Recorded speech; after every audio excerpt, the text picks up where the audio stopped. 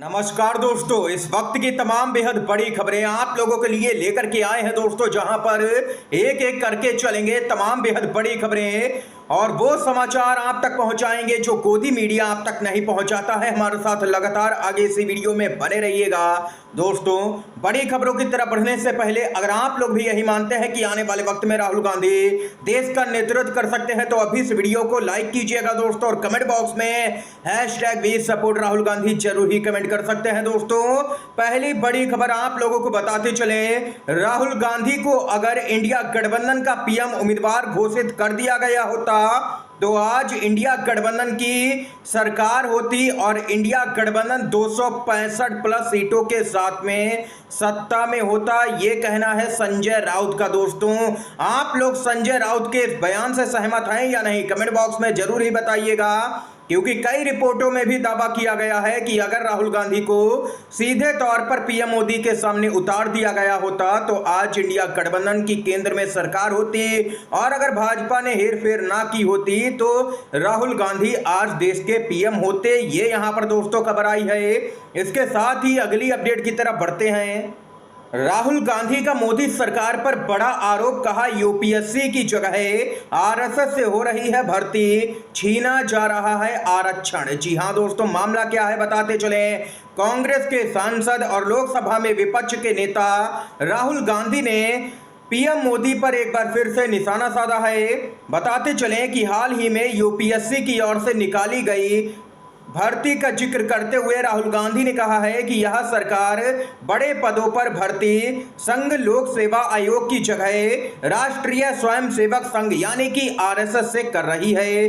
बताते चलें कि राहुल गांधी ने सोशल मीडिया प्लेटफॉर्म एक्स पर एक पोस्ट करके केंद्र की मोदी सरकार पर हमला बोला। उन्होंने कहा कि नरेंद्र मोदी यूपीएससी की जगह आरएसएस से भर्ती कर रहे हैं और यहां पर संविधान का उल्लंघन कर रहे हैं। केंद्र सरकार के विभिन्न मंत्रालयों में महत्वपूर्ण पदों पर लेटरल एंट्री के जरिए भर्ती कर खुलेआम SC ST और OBC वर्ग का आरक्षण छीना जा रहा है।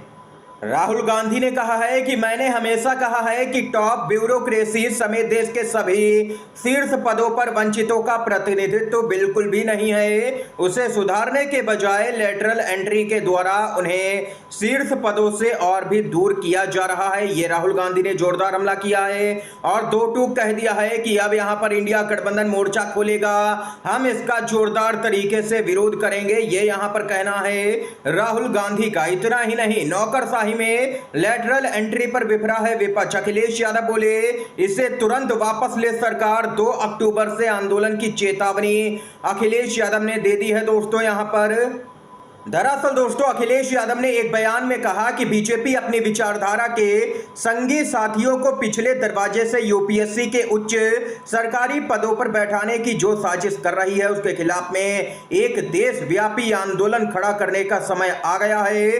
भाजपा को अब यहां पर पीछे हटना ही पड़ेगा इस मुद्दे पर। यह अखिलेश यादव ने साफ तौर पर सीधे शब्दों में चेतावनी जारी कर दी है दोस्तों, और कहा है कि अब एक बड़ा आंदोलन शुरू करने का वक्त आ चुका है। यह अखिलेश यादव का कहना है, यानी कि इंडिया गठबंधन इस मुद्दे पर फ्रंट फुट पर खेल रहा है। इस बीच एक और अपडेट की तरफ बढ़ते हैं दोस्तों। झारखंड में ऑपरेशन लोटस यहां पर सफल होता हुआ नजर आ रहा है। जेएमएम में टूट से क्या गिर सकती है झारखंड की सरकार, चंपाई सोरेन की बगावत का हेमंत सरकार पर कितना असर पड़ेगा, आंकड़ों के अनुसार बताते चले। झारखंड के पूर्व मुख्यमंत्री चंपाई सोरेन की भाजपा में जाने की अटकलें तेज है। उनके साथ में जेएमएम के 6 विधायक भी भाजपा में जा सकते हैं और ये लगभग तय हो चुका है। किसी भी वक्त यहां पर बस भाजपा ज्वाइन करना ही रह गया है। ऐसे में आप लोगों को यहां पर बताते चलें, खबर सामने निकल के आ रही है कि 8 जुलाई को पेश किए गए विश्वास मत के दौरान हेमंत सोरेन सरकार को 45 विधायकों का समर्थन मिला था। विपक्ष ने विश्वास मत का बहिष्कार किया था। वैसे तो झारखंड विधानसभा में सदस्यों की कुल संख्या मनोनीत सहित यहां पर 82 है। इसमें एक मनोनीत सदस्य है जबकि 81 चुने हुए सदस्य आते हैं। चूंकि इनमें से 4 विधायक सांसद बन चुके हैं और जेएमएम विधायक सीता सोरेन ने इस्तीफा दे दिया था। ऐसे में वर्तमान में विधानसभा में कुल सदस्यों की संख्या 77 हो गई है और अगर चंपाई सोरेन अपने 6 विधायकों के साथ में भाजपा में जाते हैं तो सोरेन सरकार को समर्थन देने वाले विधायकों की संख्या 45 से घटकर के यहां पर 38 पर आ जाएगी। हालांकि 77 सदस्यीय विधानसभा में सरकार को विश्वास मत हासिल करने के लिए 39 विधायकों का समर्थन चाहिए। ऐसे में सरकार संकट में आ सकती है, लेकिन अगर इन 7 विधायकों की सदस्यता रद्द कर दी जाती है तो विधानसभा की स्ट्रेंथ 70 ही रह जाएगी। ऐसे में सरकार को बचाने के लिए 36 विधायकों की जरूरत होगी, जो कि इंडिया गठबंधन के पास में मौजूद होंगे। ये यहां पर दोस्तों कुल मिलाकर के खबर आई है। भाजपा की तरफ से ऑपरेशन लोटस चलाया जा रहा है झारखंड के अंदर। भाजपा जानती है कि उसकी सत्ता में वापसी यहां पर मुश्किल है, उसकी सत्ता नहीं आने वाली है विधानसभा चुनाव में, इसीलिए दूसरी पार्टी के नेताओं को तोड़ रही है बीजेपी। इसके साथ ही दोस्तों अगली अपडेट बताते चले। हरियाणा में कांग्रेस पार्टी की एक तरफा लहर। हरियाणा में चुनाव आ चुके हैं, वहां पर 1 अक्टूबर को चुनाव होंगे, 4 अक्टूबर को परिणाम आएंगे। इस बीच पोल्स पल्स ने एक सर्वे किया है। सर्वे में हरियाणा में सीएम की पसंद कौन है, यह सीधा सवाल पूछा गया जनता से। तो इसके जवाब में जनता ने बताया है कि 42% लोग दीपेंद्र हुड्डा को मुख्यमंत्री देखना चाहते हैं, 14% लोग यहां पर मात्र नायब सैनी को मुख्यमंत्री के तौर पर पसंद करते हैं और 9% लोग कुमारी शैलजा को मुख्यमंत्री देखना चाहते हैं। यानी कि ये क्लियर हो चुका है कि दीपेंद्र हुड्डा अगले मुख्यमंत्री होने जा रहे हैं हरियाणा के, क्योंकि राज्य के अंदर कांग्रेस की सरकार बनना तय है। एक तरफा लहर नजर आ रही है। इस बीच दोस्तों खबर सामने निकल के आ रही है, बेहद ही बड़ी रिपोर्ट सामने निकल के आई है। भाजपा एक बार फिर से बेनकाब हो गई है। आर्थिक असमानता के बारे में दुनिया को भ्रमित कर रही है केंद्र सरकार।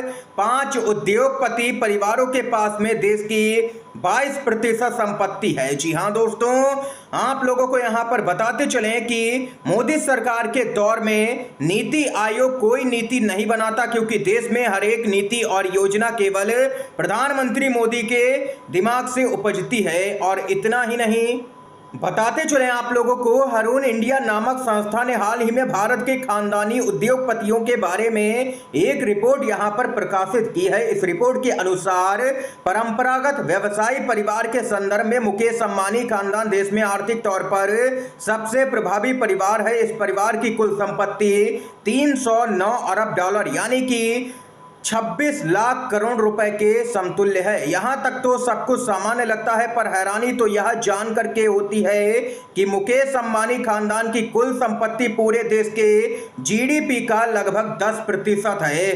जाहिर है कुल जीडीपी का 10% मालिक केवल एक परिवार है और शेष 90% 140 करोड़ से अधिक जनता के हिस्से आता है।